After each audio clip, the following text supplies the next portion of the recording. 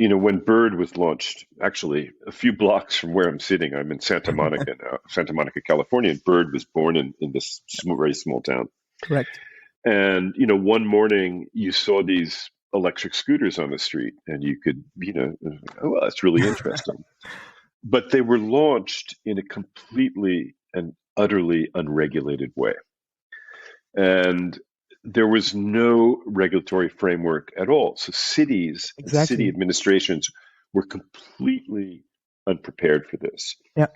And so one of the effects of this micromobility revolution is that cities had to really wake up and learn very quickly that, what, not how to regulate it to death, but how to provide a regulatory framework for new innovative means of mobility, such as micromobility, shared micromobility, or car sharing, or ride hailing, or things like that. Yeah. So I think one of the effects of the micromobility revolution has been that city officials, the public sector, has become a lot smarter because they had to.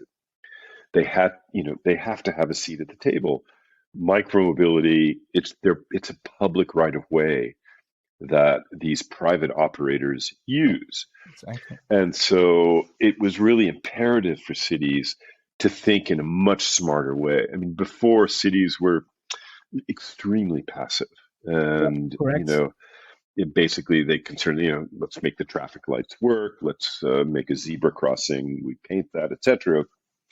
They weren't thinking really in very innovative ways. And I think now they are. I think one of the most interesting trends in recent years, in the last few years since Commotion's been around, has been the degree to which public policymakers have become a lot smarter, a lot more digitally aware and digitally savvy.